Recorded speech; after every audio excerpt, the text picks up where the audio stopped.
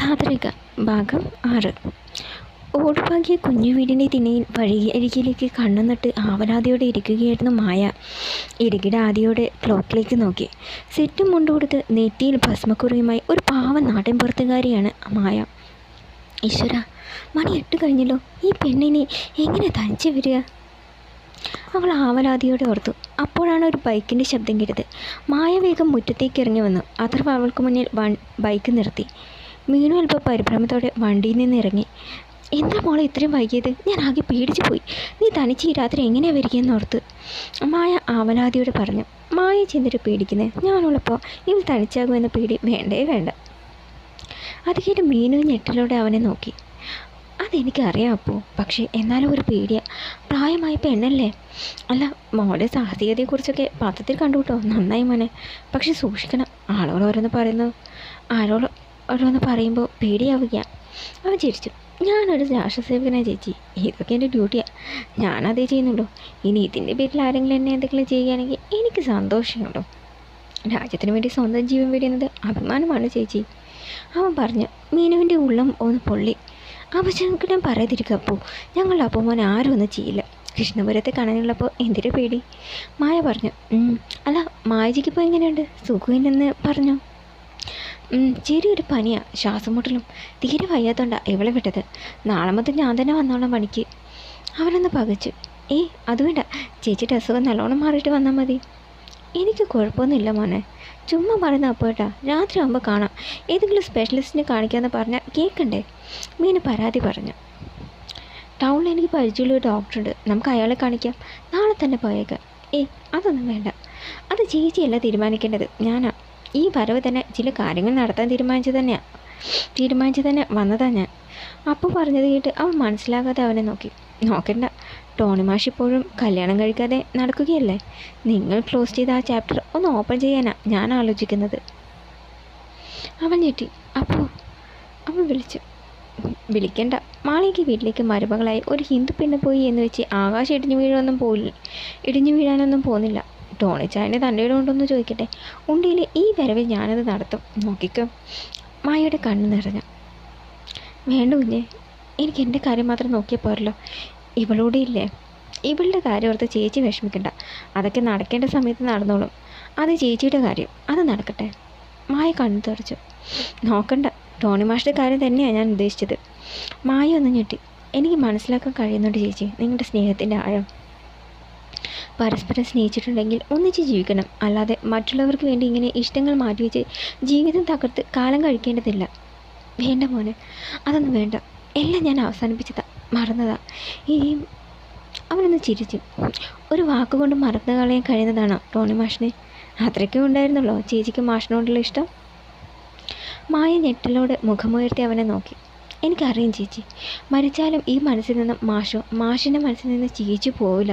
നിങ്ങളുടെ ജീവിതം ഇങ്ങനെ തകർന്നത് കണ്ടു നിൽക്കാൻ ഞങ്ങൾക്കാവില്ല. അതുകൊണ്ട് വേണ്ടപ്പോൾ ഒന്നും വേണ്ട. ഒരിക്കലും ഈ കാരണം കൊണ്ട് ഒരുപാട് പ്രശ്നങ്ങളുണ്ടായത് ഇവിടെ.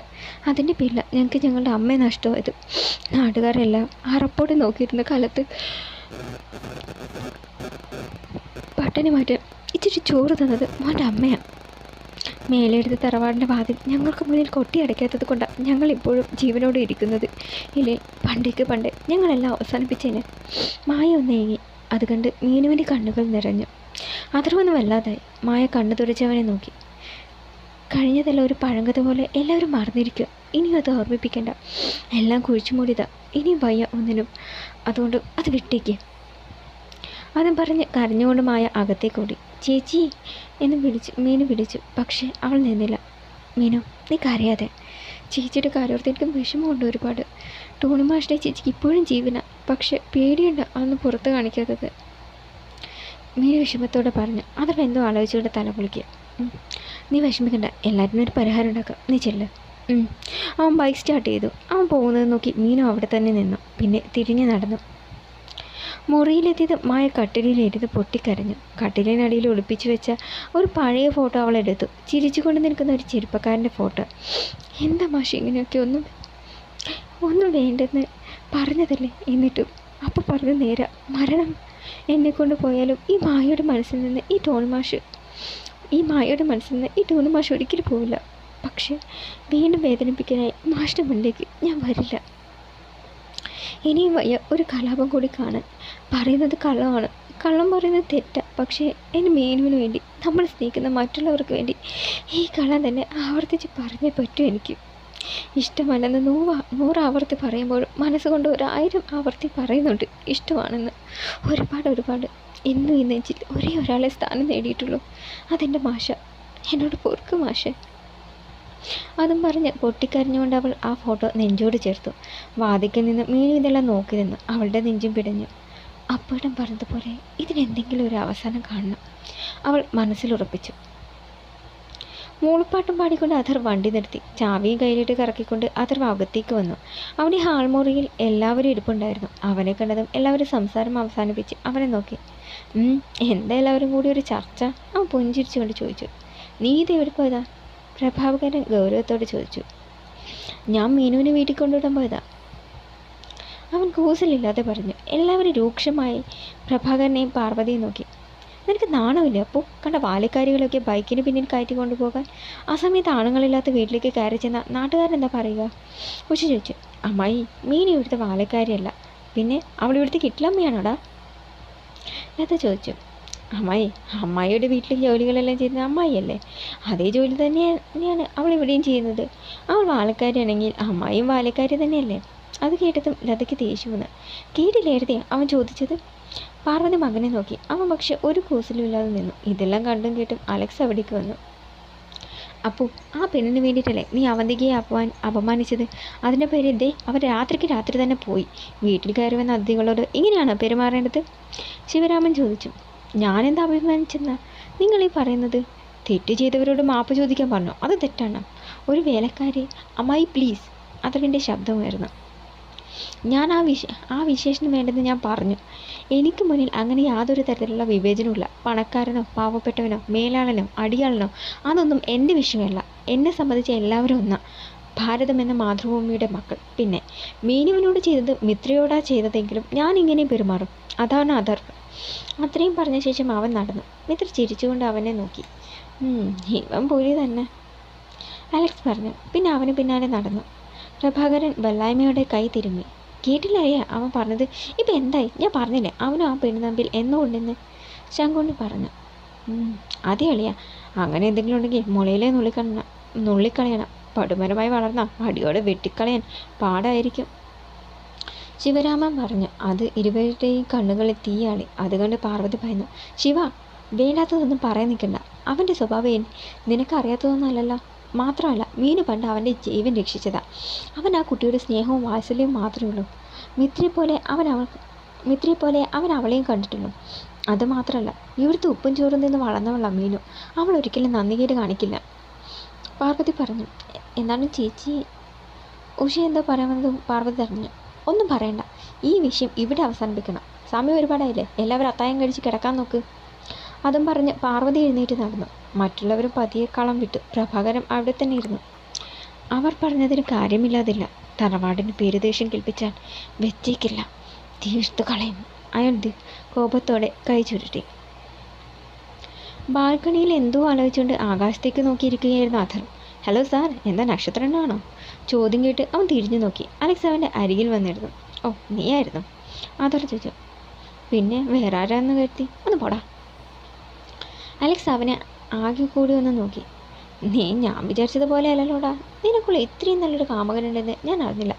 അവിടുത്തെ പെമ്പിള്ളേർ നിൻ്റെ പിന്നാലെ നടക്കുമ്പോൾ നീ അവരെ ഒന്നും മൈൻഡ് ചെയ്യാതിരുന്നപ്പോൾ ഞാൻ കരുതി നീ ഒന്നാം തരം മൂരാച്ചിയാണെന്ന പ്രണയവിരോധി. ഇപ്പോഴല്ലേ യഥാർത്ഥ കാരണം പിടികിട്ടിയത്. അഥർ എല്ലാം കേട്ടിരുന്നു. അല്ല, ഇത്രമാത്രം ഗാഠമായി പ്രണയിക്കാൻ എന്ത് പ്രത്യേകതയാണ് മീനുള്ളത്?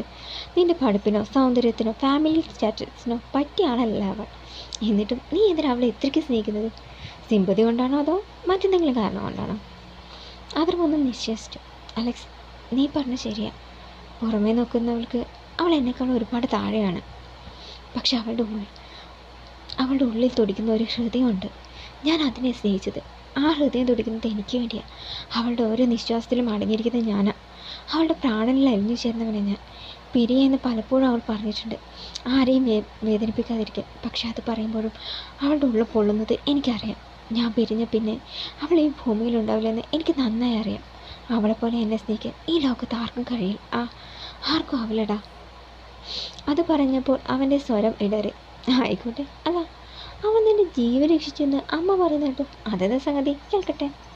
അലക്സ് ആകാംക്ഷയോട് ചോദിച്ചു. ഓ അതോ, അത് എന്തോ പറയാൻ വന്നതും 2 ഗ്ലാസ് പായസമായി മുദ്ര അവിടേക്ക് വന്നു. ഹലോ ചേട്ടന്മാരെ, എന്താ കാര്യമായിട്ടുള്ള ഡിസ്കഷനിലാണോ? അവൾ ചോദിച്ചു. ഏയ് ഒന്നുമില്ല, നീ വാടി, അതർ പറഞ്ഞു. മിത്ര പായസവുമായി അടുത്തേക്ക് ചെന്നു. ഇത് കുടിച്ചാട്ടെ. ഇത് താനുണ്ടാക്കിയതാണോ? അലക്സ് സംശയത്തോടെ ചോദിച്ചു. ആണെങ്കിൽ? അവൾ അല്പം ഗൗരവത്തോടെ ചോദിച്ചു. അയ്യോ, എന്നെനിക്ക് വേണ്ട, വയറ് കേടായി ശരിയാവില്ല. ഇവിടെ അടുത്തെങ്കിലും ഹോസ്പിറ്റലൊന്നും ഇല്ലല്ലോ. അതവൾ ചിരിച്ചു. മിത്ര അവനെ തുടച്ചു നോക്കി. ഏട്ടൻ്റെ കൂട്ടുകാരനാണെന്നൊന്നും ഞാൻ നോക്കില്ല, ഒന്നങ്ങ് വെച്ച് തരും, അവൾ ദേഷ്യത്തോടെ പറഞ്ഞു. ഒരു സത്യം പറയാനും പാടില്ലേ ഏട്ടാ? മിത്ര ചിണുങ്ങിക്കൊണ്ട് വിളിച്ചു. അതർ പായസം കുടിച്ചു. നീ പേടിക്കേണ്ടതാ, ഇത് ഇവളുണ്ടാക്കിയതല്ല, എൻ്റെ മീനും ഉണ്ടാക്കിയതാ. ഇരുവരും കള്ളച്ചിരിയോടെ അവനെ നോക്കി. അതെങ്ങനെ ചേട്ടന് മനസ്സിലായി? മിത്ര ഗൗരവത്തോടെ ചോദിച്ചു. അവളുടെ കൈ പുണ്യം എനിക്കേ അറിയും. എന്നേക്കാളും അവളെ അറിഞ്ഞവൾ വേറെ ആരും കാണില്ല. ഇരുവരും ചിരിച്ചു. നടക്കട്ടെ. പിന്നെ ചേട്ടാ, അവന്തിക്ക് ഏട്ടന് ശരിക്കും ഒരു കുരിശാകാൻ സാധ്യതയുണ്ട് കേട്ടോ. അവൻ മനസ്സിലാകാതെ അവളെ നോക്കി. കുരിശോ? അവളും ചേട്ടനും തമ്മിലുള്ള കല്യാണക്കാര്യം സംസാരിക്കാനാ അവരിങ്ങോട്ട് കെട്ടിയെടുത്തത്. മീനു ചേച്ചിയുടെ പ്രശ്നത്തിൽ ഏട്ടൻ ഉടക്കിയത് കൊണ്ടുണ്ടായ ദേഷ്യത്തിലാണ് ഇറങ്ങിപ്പോയത്. വൈകാതെ മടങ്ങി വരാൻ സാധ്യതയുണ്ട്. അതുകൊണ്ട് എത്രയും പെട്ടെന്ന് മീനു ചേച്ചിയുടെ കാര്യത്തിലൊരു തീരുമാനം എടുക്കണം, മിത്ര പറഞ്ഞു. അതൊരു ഗൗരവത്തോടെ എന്തോ ആലോചിച്ചു. ഇത്തവണ ഞാൻ ചിലതൊക്കെ മനസ്സിൽ കണ്ടുകൊണ്ടാണ് വന്നത് തന്നെ. വരട്ടെ, നോക്കാം. ഇരുവരും പായസം കുടിച്ച് ഗ്ലാസ് തിരികെ നൽകി. മിത്ര പോയതും അലക്സ് അതർവിന് നേരെ തിരിഞ്ഞു. നീ പറയടാ ആ പ്രണയകഥ, കേൾക്കാൻ എനിക്ക് കൊതിയാവുന്നു. അവന് മുഖം വിടർന്നു. കണ്ണുകളിൽ വല്ലാത്തൊരു തെളിച്ചം മിന്നി. അന്ന് എനിക്ക് 14 വയസ്സായിരുന്നു, അവൾക്ക് 10. ഒരു മഴക്കാലത്ത് ഞാൻ കാല് തെറ്റി പുഴയിൽ വീണു. മലവെള്ളം ഇറങ്ങിയ സമയമായിരുന്നു അന്ന്. നല്ല കുത്തൊഴുക്ക്. എനിക്കന്ന് നീന്തലൊന്നും അറിയില്ലായിരുന്നു. ഒഴുക്കിപ്പെട്ട് ഞാൻ പോകുന്നത് കണ്ട് അമ്മ ബോധം കെട്ടി വീണു. അച്ഛനും ആകെ തളർന്നു പോയി. നാട്ടുകാരെല്ലാം നിലവിളിയായി. ആർത്തലച്ചൊഴുകുന്ന കണ്ണാടിപ്പുഴയിലേക്ക് ഇറങ്ങാൻ എല്ലാവരും ഭയന്നു. ആ സമയത്താണ് മീനു അവിടേക്ക് വന്നത്. വെള്ളത്തിൽ കിടന്ന് ഞാൻ പിടക്കുന്നുണ്ട് അവൾക്ക് സഹിച്ചില്ല. ഒന്നും ആലോചിക്കാതെ അവൾ പുഴയിലേക്ക് എടുത്തിയാടി എന്നെ രക്ഷിച്ചു. അവൾ ശരിക്കും അന്തം വിട്ട് നിന്നുപോയി. അവൾ പുഴയിൽ ചാടി നിന്നെ രക്ഷിച്ചെന്നോ? അതെങ്ങനെ? അതൊക്കെ പുഴ കാണുന്നതിന് പേടിയായിരുന്നല്ലോ. അതിന്ന്, പക്ഷെ അന്നങ്ങനെയായിരുന്നില്ല. കുത്തിവെച്ചൊഴുകുന്ന കണ്ണാടിപ്പുഴയിലെ മറ്റെല്ലാവരും ഭയത്തോടെ നോക്കിയപ്പോഴും ഒരു പേടിയില്ലാതെ ആ പുഴ നീന്തിക്കിടക്കാൻ ധൈര്യം കാണിച്ചവൾ അവിടെ. എന്നെ നീന്തൽ പഠിപ്പിച്ചത് തന്നെ അവളാ, എൻ്റെ മീനു.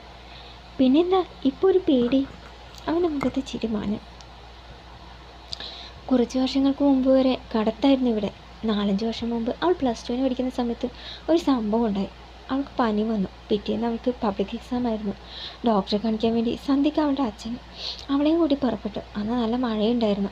വയ്യാതെ അവളെയും കൊണ്ട് അച്ഛൻ തോണിയിൽ കയറ്റി പോയി. പക്ഷേ തോണി മറിഞ്ഞു. പനി കാരണം അവൾക്ക് ഒന്നിനും വയ്യായിരുന്നു.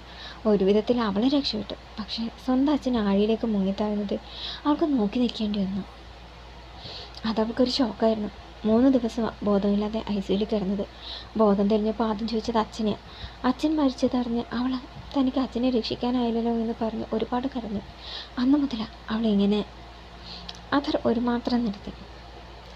ആ പേടി മാറ്റി ഞാൻ ഒരുപാട് ശ്രമിച്ചതാണ്. പക്ഷെ നീ വിഷമിക്കണ്ട, ഒരു ഷോക്ക് കൊണ്ടുണ്ടായതല്ലേ, പതി അത് മാറ്റിയെടുക്കാവുന്നതേ ഉള്ളൂ. സമയം ഒരുപാടായി. ഇരുവരും അകത്തേക്ക് നടന്നു. എന്നാൽ ഗുഡ് നൈറ്റ്. ഇരുവരും അവരവരുടെ മുറികളിലേക്ക് നടന്നു. മായ രാവിലെ തന്നെ ഒരുങ്ങിയിറങ്ങി. ചേച്ചി ഇതെങ്ങോട്ടാ? മീനു ചോദിച്ചു. അതുകൊണ്ടാ, മേലെടുത്തേക്ക്.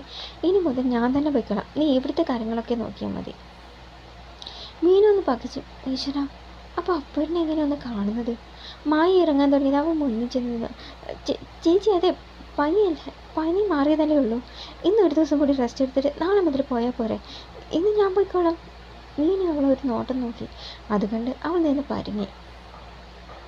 അത് വേണ്ട, നിന്റെ പരീക്ഷ തുടങ്ങാറായില്ലേ, അതുകൊണ്ട് മോൾ ഇവിടെ ഇരുന്ന് പഠിക്കും. അവിടുത്തെ കാര്യങ്ങളൊക്കെ ഞാൻ നോക്കിക്കോളാം, കേട്ടല്ലോ, മായ പറഞ്ഞു. അവൾ മുഖം കൊനിച്ച് നിന്നു. അവൾ തലയാട്ടി. മായ ചിരിച്ചുകൊണ്ട് അവളുടെ കവിളെ തട്ടി പിന്നെ പുറത്തേക്ക് ഇറങ്ങി നടന്നു. വേലി കഴിഞ്ഞ് ഇടവഴിയിലേക്ക് ഇറങ്ങി നടക്കവേ അവൾ പെട്ടെന്ന് നിന്നു.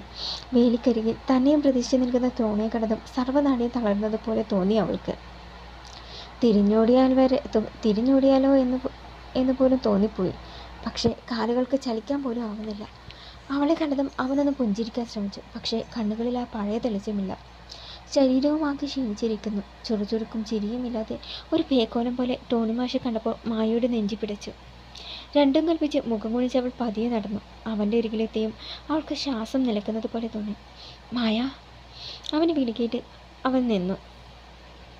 മായേ, ഞാൻ നിന്നെ കാണാനാ ഇത്രയും നേരം ഇവിടെ കാത്തു നിന്നത്. ഒരു കാര്യം പറയാൻ. എനിക്കൊന്നും കേൾക്കണ്ട. അവൾ നടക്കാൻ ഒരുങ്ങി. മായ പ്ലീസ് നിൽക്ക്, എനിക്ക് പറയാനുള്ളതൊന്ന് കേൾക്ക്. അവൾ ക്ഷമ നശിച്ച് തിരിഞ്ഞു നോക്കി. വയ്യ മാഷേ, ഇനി വയ്യ. ഒരാളെ ജീവനെ തന്നെ സ്നേഹിച്ചതിൻ്റെ പേരിൽ ഒത്തിരി അനുഭവിച്ചോളാം ഞാൻ. മാഷിന് അറിയാവുന്നതല്ലേ എല്ലാം. എൻ്റെ മീനുവിനോർത്ത് മാത്രം ഞാൻ ഇന്ന് ജീവനോടെ ഇരിക്കുന്നത്. ഇല്ലേ, പണ്ട് ഈ നശിച്ച ജീവിതം ഞാൻ അങ്ങ് അവസാനിപ്പിച്ചേനെ. ടോണി ഒന്ന് ഞെട്ടി. മാഷിന് എന്താ പറയാനുള്ളതെന്ന് എനിക്കറിയാം. പറ്റില്ല മാഷെ, ഇനിയും നമ്മുടെ പേരിൽ ഇവിടെ ഒരു കോലാഹലം സൃഷ്ടിക്കാൻ എനിക്ക് വയ്യ. എല്ലാവരും എല്ലാം മറന്നതാ. ഇനി വീണ്ടും ഒന്നും ഓർമ്മിപ്പിക്കരുത്. ഞങ്ങൾ 2 പെൺകുട്ടികളാണ്, അതുകൊണ്ട് വയ്യ, വിട്ടേക്ക്. കൈകൂപ്പി പറഞ്ഞുകൊണ്ട് അവൾ നടന്നു. നിറകണ്ണുകളോട് ടോണി അതും നോക്കി നിന്നു. കണ്ണാടിക്ക് മുന്നിൽ നിന്ന് മുടി ചെയ്യുകയായിരുന്നു ആഥർ. പാർവതി അവിടേക്ക് വന്നു. അപ്പോൾ നീ ഇതെവിടേക്കാ? പാർവതി മുറിയിലേക്ക് വന്നുകൊണ്ട് ചോദിച്ചു. ഒന്ന് ടൗൺ വരെ പോകണം, കുറച്ച് ആവശ്യങ്ങളുണ്ട്. ഓ ആണോ? പാർവതി അവിടെ തന്നെ നിൽക്കുന്നത് കണ്ട് അവൻ തിരിഞ്ഞു നോക്കി. അമ്മയ്ക്ക് എന്നോടെന്തോ പറയാനുണ്ടല്ലോ, എന്താ അമ്മേ?